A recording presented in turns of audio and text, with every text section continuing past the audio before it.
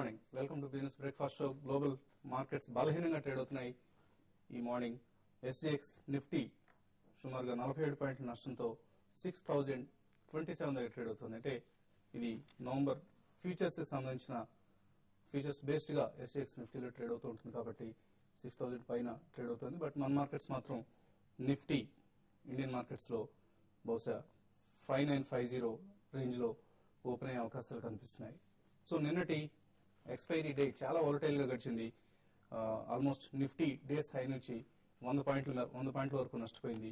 ఒక దశలో 6060 వరకు వెళ్లిన నిఫ్టీ 5987 దగ్గర క్లోజ్ అయింది. సో మిడ్ క్యాప్ ఇండెక్స్ కూడా నిన్న నష్టపోవడం విశేషం. 0.74% నష్టంతో ముగిసింది మిడ్ క్యాప్ ఇండెక్స్. అలాగే అడ్వాన్స్ డిక్లైన్స్ రేషియో కూడా నెగిటివ్ గా ఉంది. So but at the same time massive turn over నమోదైంది. రికార్డ్ టర్న్ ఓవర్ గా చెప్పుకోవచ్చు. మొత్తం 2.82 lakh crores టర్న్ ఓవర్ నిన్న నమోదైంది. F&O సెగ్మెంట్ ఒక్కదానిలోనే 2.52 lakh crores టర్న్ ఓవర్ నమోదు కావడం మనం గమనించాం. సో కొన్ని కార్పొరేట్ రిజల్ట్స్ నెగిటివ్ గా రావడం కావచ్చు, అలాగే గ్లోబల్ క్యూస్ నెగిటివ్ గా ఉండడం, ఇవన్నీ కూడా నిన్నటి నష్టాల కారణంగా చెప్పుకోవచ్చు. సెయిల్ రిజల్ట్స్ డిసప్పాయింట్ చేశాయి. సో అలాగే నెట్ ప్రాఫిట్ సుమారుగా 30% తగ్గడం గమనించాం సెయిల్ లో. అలాగే దీంతో సెసగోవా లాంటి టాటా స్టీల్ లాంటి స్టాక్స్ అన్నింటిలోనూ నష్టాలు గమనించాం. డిఎల్ఎఫ్ లాంటి రియల్టీ స్టాక్స్ కూడా నిన్న నష్టపోయాయి. అయితే భారతి, ఏబీజీ షిప్ యార్డ్ లాంటి స్టాక్స్ మాత్రం ఎదురీదే ప్రయత్నం చేశాయి. ABG ship yard in fact last 1 month లో 93% పెరిగింది స్టాక్. అలాగే పబ్లిక్ సెక్టర్ బ్యాంక్స్ అన్నింటిలోనూ ప్రాఫిట్ టేకింగ్ గమనించాం. ఆంధ్ర బ్యాంక్, యూకో బ్యాంక్, విజయ బ్యాంక్ ఇటువంటి స్టాక్స్ లో నష్టాలు గమనించాం. సో మొత్తం మీద ఒక ట్రికీ ట్రేడింగ్ డేని చూసాం మనం. ఓవైపు హ్యూజ్ టర్న్ ఓవర్ నమోదైంది, మరోవైపు ఒడిదుడుకుల మయంగా సాగింది ట్రేడింగ్. ఒక రకమైన కన్ఫ్యూషన్ నిన్న కొంత మార్కెట్ లో నెలకొంది. సో ఇవాళ కూడా చాలా రిజల్ట్స్ రాబోతున్నాయి. ITC, BHEL, ICICI bank, Mahindra and Mahindra, hero Honda, jet Airways, JBF industries, KPIT Cummins, ఇలా చాలా కార్పొరేట్ మేజర్స్ ఇవాళ రిజల్ట్స్ ప్రకటించబోతున్నాయి. అలాగే ఈ రిజల్ట్స్ సంబంధించిన అంచనాలు కూడా ఆల్రెడీ మార్కెట్ లో ఉన్నాయి. సో ఐసిఐసిఐ బ్యాంక్ రిజల్ట్ ని తీసుకుంటే నెట్ ప్రాఫిట్ సుమారుగా 15% పెరిగే అవకాశం ఉందని మార్కెట్ అంచనా వేస్తుంది. అలాగే బీహెచ్ఎల్ లో net profit year on year basis లో 22% పెరిగే అవకాశం ఉంది. Mahindra and Mahindra net profit మాత్రం ఇయర్ ఆన్ ఇయర్ బేసిస్ లో 13% తగ్గే అవకాశాలు ఉన్నాయి. అలాగే hero Honda another disappointing result మనం ఎక్స్పెక్ట్ చేయొచ్చు. హీరో హోండా నుంచి హోండాతో బ్రేకప్ తర్వాత వస్తున్న రిజల్ట్ కాబట్టి ఇది. అలాగే హీరో హోండా సంబంధించి నిన్న కూడా మనం నెగిటివ్ న్యూస్ రావడం గమనించాం. రాయల్టీ పెరుగుతోంది. ఈ కంపెనీ యూనిట్ కు చెల్లించాల్సిన రాయల్టీ ప్రైస్ చాలా పెరుగుతోందన్న వార్త గమనించాం. సో ఇవన్నీ స్టాక్ ప్రైస్ పై ఇవాళ ప్రభావం చూపించే అవకాశం ఉంది. సో మార్కెట్ ట్రెండ్ పై విశ్లేషణ అందించడానికి అనలిస్ట్ కుటుంబరావు గారు అలాగే సుందర్ గారు సిద్ధంగా ఉన్నారు. సో కుటుంబరావు, నవంబర్ సిరీస్ ను ఎలా ఎక్స్పెక్ట్ చేయొచ్చు మనం? లాస్ట్ మంత్ కొంత డిసప్పాయింటింగ్ గా గడిచింది అంత ముందు నెలలతో కంపేర్ చేస్తే అక్టోబర్ నెల. ఒకటండి, నవంబర్ సిరీస్ గురించి ఆలోచించే ముందు నిన్నటి ట్రేడింగ్ ప్యాటర్న్ అబ్జర్వ్ చేస్తే కనుక one of the most volatile and interesting pattern అని చెప్పేసి చెప్పాలన్నమాట. ఫస్ట్ టైం బుల్స్ ట్రాప్ అయ్యారనమాట లాస్ట్ హాఫ్ అన్ అవర్ లో. ఎందుకంటే షార్ట్ సెల్లర్స్ ఎవరైతే ఉన్నారో ఆ లో రేట్స్ లో కరెంట్ సిరీస్ కవర్ చేసుకుని ఫ్యూ నిఫ్టీ స్టాక్స్ ని ర్యాంప్ అప్ చేసి రోల్ ఓవర్ చేసుకుందాం అన్న లాంగ్స్ ని హైయెస్ట్ ప్రైస్ లో రోల్ ఓవర్ అయ్యేటట్టు చూశారనమాట. అంటే షార్ట్ మాత్రం అలాగే ఫ్రెష్ షార్ట్ హైయెస్ట్ లెవెల్లో వచ్చింది నవంబర్ సిరీస్, అరౌండ్ 60, 70, 60, 80 అనమాట. అయితే ఈ fight between bulls and bears నేను అనుకోవటం will spill over till November 2nd, 3rd అనమాట, టిల్ దివాళీ టైము. ఎందుకంటే స్లైట్ లిక్విడిటీ కన్స్ట్రెయింట్ నిన్న క్లియర్ గా కనిపించింది అనమాట. బుల్స్ కి చాలా మందికి ల్యాక్ ఆఫ్ ఫండ్స్ కూడా చాలా ఫారిన్ ఇన్స్టిట్యూషన్స్ కూడా ట్రాప్ చేసిందని చెప్పాలి నిన్న last half an hour to 1 hour trading session లో. అందుకని చెప్పేసి ఆ వొలటిలిటీ ఏదైతే ఉందో దాని spill over effect till refund orders of Coal India and State Bank issue వీటన్నిటి కూడా వచ్చే వరకు ఉంటుందని చెప్పేసి ఎక్స్పెక్ట్ చేయాలి మనం. ఈ హైపర్ వొలటిలిటీ ఉన్నప్పుడు మాత్రం ట్రేడర్స్ అండ్ చాలా కాషియస్ గా ఉండాలి. పొజిషనల్ ట్రేడర్స్ అవనండి, ఇంట్రాడే ట్రేడర్స్ కూడా. ఎందుకంటే షార్ప్ మూవ్స్ ఇండివిజువల్ స్టాక్స్ లో వస్తూ ఉంటాయి టు ఇన్ఫ్లుయెన్స్ నిఫ్టీ కూడా అనమాట. Without stop loss and trade కూడా చేయడం చాలా రిస్కీ. లార్జ్ పొజిషన్స్ తీసుకోకుండా స్మాల్ పొజిషన్స్ తీసుకోమని చెప్పేసి చెప్తాను. This volatility might spill over till Diwali అనమాట.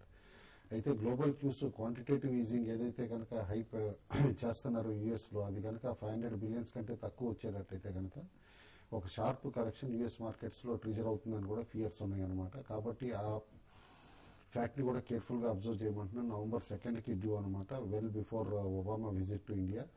Maybe till Obama visit to India కాస్త మార్కెట్స్ రేంజ్ బౌండ్ ఉండి ఆ టైం నుంచి కాస్త యాక్టివ్ అవ్వచ్చు అని చెప్పేసి అనుకుంటున్నా. November series first half will be volatile but second half will be very calm series అని చెప్పేసి అనుకుంటున్నా. That is afterwards November 7th and 8th. Longs తీసుకుందాం అనుకున్న వాళ్ళు మాత్రం స్పెషల్లీ సైడ్ కౌంటర్స్ లోనే యాక్టివ్ కౌంటర్స్ లో ఉండమని చెప్పేసి చెప్తాను. ఎందుకంటే కొత్త 23 కౌంటర్స్ యాడ్ అవుతున్నాయి ఇవాళ నుంచి అనమాట ఎఫ్ఎండోలో. అందులో ఆల్రెడీ బాగా పొజిషన్స్ బిల్డప్ చేసుకున్న కౌంటర్స్ లైక్ అలోక్ ఇండస్ట్రీస్ కానీ 3i ఇన్ఫో, ఐఆర్బి ఇన్ఫ్రా ఇలాంటి స్టాక్స్ అన్ని కూడా యాక్టివ్ గా ఉంటాయి అనమాట. వాటిలోనే ట్రేడ్ చేయమని చెప్పేసి కూడా అడ్వైస్. ఓకే అండి. సో మీకు ఎటువంటి అంచనాలు ఉన్నాయి ఒబామా విజిట్ కి సంబంధించి? బహుశా ఒబామా విజిట్ మీద పెద్ద ఇంపాక్ట్ ఏమి ఉండకపోవచ్చు. ఇన్ఫాక్ట్ ఒబామా వెనకాల ఒక 200 కార్పొరేట్ హౌసెస్ కూడా వస్తున్నట్టుగా తెలిసింది. బహుశా వాళ్ళ డీల్, వాళ్ళ బిజినెస్ డెవలప్మెంట్ కోసం వస్తున్నట్టుగా కనిపిస్తుంది. సో ఎంతవరకు ఇండియా నెగోషియేట్ చేసి ఎంత పాజిటివ్ గా ఇండియన్స్ సక్సెస్ఫుల్ గా నెగోషియేట్ చేసి డీల్ స్ట్రక్ చేశారో చూడాలన్నమాట. ఇక మార్కెట్ చూస్తే కనుక ఇవాళ కూడా కాషియస్ అండి. ఎందుకంటే నిన్న బాగా లాస్ట్ 10 నిమిషాల రికవరీ వచ్చినా కూడా పానిక్ తర్వాత 6000 కిందే క్లోజ్ అయింది. సో దీన్ని బట్టి సపోర్ట్ బ్రేక్ అయినట్టుగా కనిపిస్తుంది. ఇక next major point of interest చూస్తే కనుక ఇవాళ ఓపెనింగ్ నిఫ్టీ ఒక 30-40 పాయింట్లు ఈజీగా పడే అవకాశం ఉంది. 5950 దగ్గర చాలా స్ట్రాంగ్ సపోర్ట్ ఉంది. ఇన్ఫాక్ట్ లాస్ట్ వీక్ కూడా ఒక బాటం చూసాము, ఈ వారం కూడా ఒక బాటం పరీక్షించే అవకాశం ఉంది. 5950 కింద కనుక కంటిన్యూస్ గా ట్రేడ్ అవుతాయి కనుక నా ఉద్దేశం షార్ట్ టర్మ్ కరెక్షన్ మరింత బలపడే అవకాశం కనిపిస్తుంది. అలా కాకుండా 5950 బ్రేక్ అయ్యి మళ్ళీ లాస్ట్ లో కూడా 5950 పైన కన్సాలిడేట్ అవుతాయి కనుక ఇది టెక్నికల్ గా పాజిటివ్ గా అనుకోవచ్చు. సో ఇంట్రాడే ట్రేడర్స్ మటుకు ఫస్ట్ హాఫ్ అన్ అవర్ ఏం చేయొద్దండి, ఎందుకంటే గ్యాప్ వస్తుంది కాబట్టి బాగా స్పెక్యులేటివ్ గా వాలటిలిటీగా ఉంటుంది. 5950 కింద కనుక కన్సిస్టెంట్ గా ట్రేడ్ అవుతాయి కనుక అప్పుడు షార్ట్ పొజిషన్ తీసుకొని ఒక 20 పాయింట్స్ స్టాప్ లాస్ పెట్టుకొని, అలాగే 50-60 పైన కనుక కొంచెం ట్రేడ్ అయితే లాంగ్ పొజిషన్ తీసుకొని ఎంబడే కింద స్టాప్ లాస్ అనేది పెట్టుకోవాలి. మార్కెట్ ఇవాళ చాలా క్లోజింగ్ చాలా కీలకం. వీక్లీ క్లోజింగ్ కూడా వస్తుంది. 5950 కింద క్లోజ్ అయితే మటుకు షార్ట్ టర్మ్ కరెక్షన్ మరింత బలపడే అవకాశం ఉంది. సెకండ్ హార్ అంటే 10:30 to 11:30 మధ్య నాకు రికవరీ వచ్చే అవకాశం కనిపిస్తుంది. ఓకే అండి. కాలర్స్ కొంతమంది లైన్ ఉన్నారు. హైదరాబాద్ నుంచి కుమార్ లైన్ ఉన్నారు. కుమార్ గారు దగ్గర ధనలక్ష్మి బ్యాంక్ 187 లో ఉన్నాయండి. ఈ ఒక 1000 షేర్స్ ఉన్నాయి. ఒక బాలు గారు రికమెండ్ చేశారు. నిన్న పడిపోయింది బ్యాంకు. రిజల్ట్స్ కూడా అంత బాగా ఎందుకని రిజల్ట్స్ బాగాలేదని కాదండి, రిజల్ట్స్ ఎక్స్పాన్షన్ ప్లాన్స్ అని చెప్పేసి ఎక్కువ ఎక్స్పెండిచర్ ఫ్యాక్టర్ చేశారనమాట. దానివల్ల కొంచెం వీకిష్ గా చూపించారు. నిన్న intraday morning in fact stock new high కూడా టచ్ అయింది 207 ఆ లెవెల్స్ కనమాట. తర్వాతే కరెక్ట్ అయింది అనమాట. నేను అనుకోవటం మాత్రం stock in short to near term మాత్రం కాస్త రేంజ్ బౌండ్ అవ్వచ్చు. వైడ్లీ బిట్వీన్ 180 to 210 బ్యాండ్ లో అనమాట. బ్రాడ్ రేంజ్ లో కన్సాలిడేట్ అవుతుందని చెప్పేసి అనుకున్నా. But all in all bank అలా ఆల్ ఇండియా ప్లాట్ఫామ్ స్టార్ట్ చేశారు కాబట్టి ఆ ఎక్స్పెండిచర్ ఆల్రెడీ ఫ్యాక్టర్ అయిపోయింది కాబట్టి కమింగ్ క్వార్టర్స్ లో బెటర్ రిజల్ట్ చూపిస్తుందని చెప్పేసి అనుకుంటున్నాను. Hold on to the position. Okay అండి. సో ప్రస్తుతానికి హోల్డ్ చేయండి. నిన్న ఇన్ఫాక్ట్ 212 వరకు వెళ్లి చివరిలో క్లోజింగ్ లో of course all banking stocks లో లాసెస్ గమనించాం. 194 లో క్లోజ్ అయింది Dhanlaxmi bank. Next caller Seshu భద్రాచంచ్ లైన్ ఉన్నారు. శేషు గారు good morning all of you అండి. Good morning. Apar industries and Everest Kanto cylinders అండి, ఈ రెండు కంపెనీస్ ఫండమెంటల్ ఎలా ఉన్నాయండి? అలాగే 1 year ప్రాబబుల్ టార్గెట్స్ ఏమైనా కుటుంబరావు గారు ఇవ్వగలుగుతారా?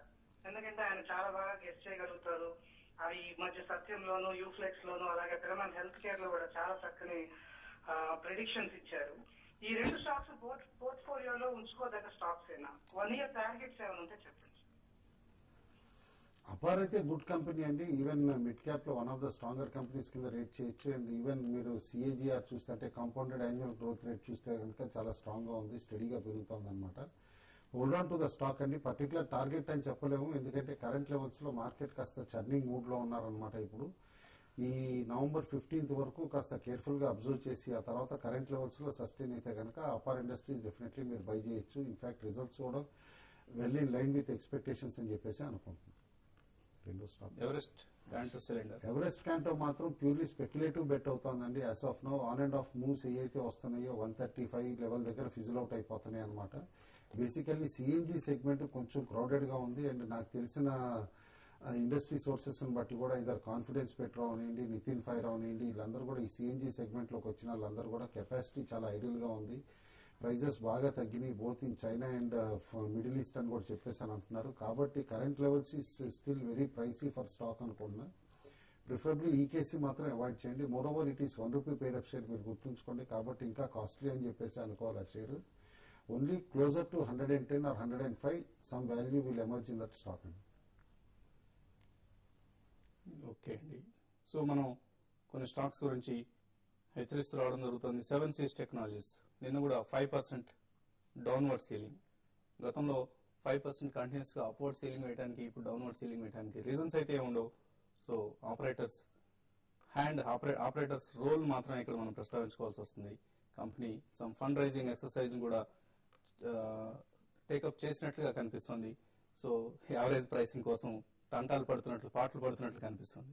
కేర్ఫుల్ గా అబ్జర్వ్ చేయాలని మనం మీరు కూడా మెన్షన్ చేశారు, నేను కూడా చెప్పాను. అప్పుడు లిస్టింగ్ అప్పుడు 5% ఫ్రీజ్ పెట్టింది. సడన్ గా ఎందుకు మార్చారు? ఎక్స్చేంజెస్ 20% మార్చారు. 20 వేసేసి తర్వాత 10% వేసేసి తర్వాత 5% వేసి ఇమీడియట్ గా క్రాష్ చేశారు. అంటే యాక్చువల్ లిస్టింగ్ ప్రైస్ 50 అయితే ఆర్టిఫిషియల్ గా 150 లెవెల్స్ కి ర్యాంప్ అప్ చేసి అక్కడి నుంచి ఇమీడియట్ గా వదిలేయటం చూస్తాం. అండ్ ఇప్పుడు కంటిన్యూస్ ఇన్ఫాక్ట్ వాల్యూమ్స్ కూడా బాగా డ్రాస్టిక్ గా పడిపోయినాయి. ఇప్పుడు హయ్యర్ లెవెల్స్ లోనే 1.5 lakh 2 lakh షేర్స్ వాల్యూమ్ అయిన చోట ఇప్పుడేమో ఓన్లీ 5,000 6,000 కూడా అవ్వట్లేదు. దట్ ఇట్ సెల్ఫ్ షోస్ అంత ఈజీగా ట్రాప్ చేయొచ్చు రీటైల్ గల్బుల్ ఇన్వెస్టర్స్ ని. కాబట్టి ఎప్పటికప్పుడు ఈ డెవలప్మెంట్స్ కేర్ఫుల్ గా అబ్జర్వ్ చేయాలి. సో జాగ్రత్తగా ఉండండి. 7Cs టెక్నాలజీస్ లాంటి స్టాక్స్ జోలికి వెళ్లొద్దు. ఫండమెంటల్ స్ట్రాంగ్ గా ఉన్న కంపెనీలో ఉంటే మార్కెట్లు పడిపోయినప్పుడు కూడా మనకు హార్ట్ బీట్స్ పెరగాల్సిన అవసరం లేకుండా ఉంటుంది. ఇప్పుడు ఒక చిన్న బ్రేక్ తీసుకుందాం.